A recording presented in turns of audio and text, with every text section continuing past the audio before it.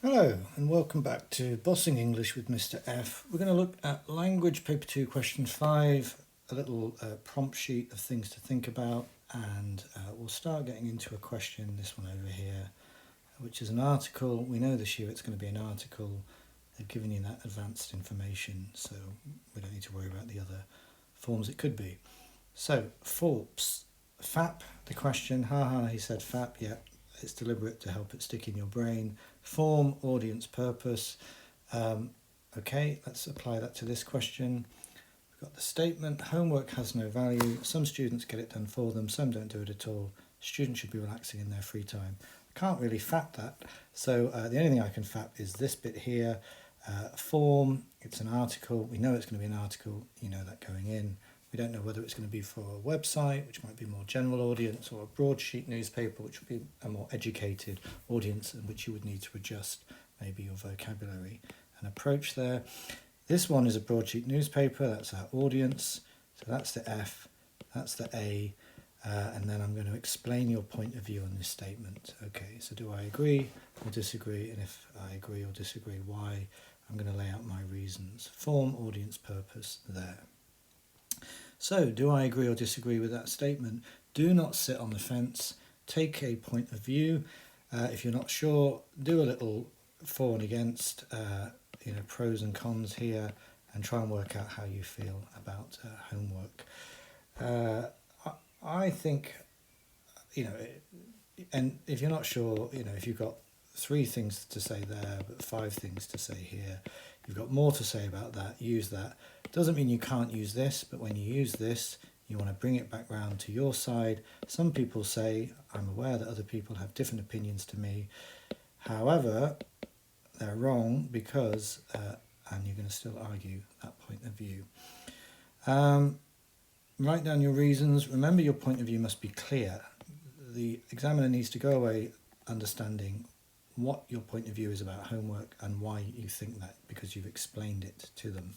You've given a rational argument with examples. That's what you're going to have to flesh that out with.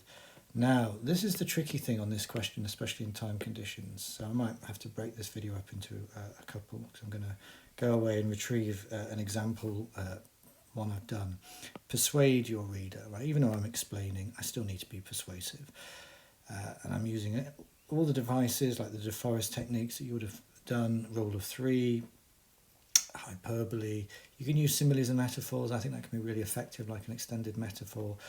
The technique I often recommend is this one, paint a picture, and that would be my way in to this topic, whatever the topic really. And I might do a bit of misdirection, make it look like I'm going in one direction and then go in another direction.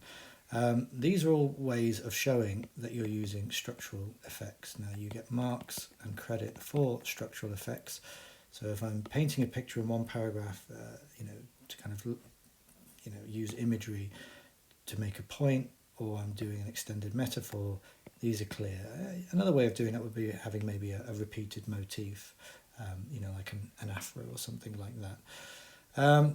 It needs to look and sound like an article. The minimum for that is a catchy title.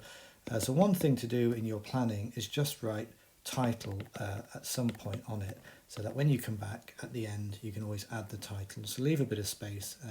Often a catchy title will only come to you once you've written what you've got to write, so don't worry about that. And this is really key. I think an article that's firstly, secondly, yes, you're using linkers and giving it a kind of a sequence. That's dull, right? Grab the reader. That's why I'm going to show you how to paint a picture, and keep them engaged. Keep using, whether it's similes, metaphors, imagery, ways of making. Basically all you're doing is disguising your argument. You've got your reasons, but you want to make them, kind of disguise them so that they're not as obvious. In a way, you're making your point, but using, a kind of more engaging way of making it than if you just did it in this fairly dull firstly, secondly, thirdly way. Nobody who's reading a opinion piece in a newspaper article is expecting firstly, secondly, thirdly, and that kind of fairly dry, dull approach. So keep them engaged, and we can look at ways to do that. But we'll come back and show you how to paint a picture. But that's kind of a nice little, aide memoir to help you just with the initial planning and getting to grips with this statement. And we haven't really talked about that either, but we will come back on the next one, talk about what to do with this statement. Do I need to engage with all of it, some of it?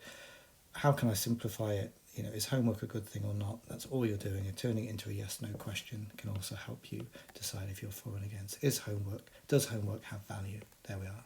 Does homework have value? Yes. Here, no, here. And that can just help you get to grips with it. Simplify it.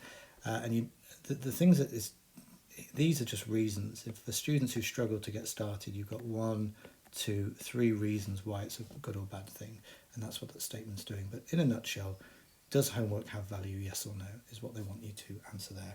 Right, smash and subscribe and smash, likey, see you soon.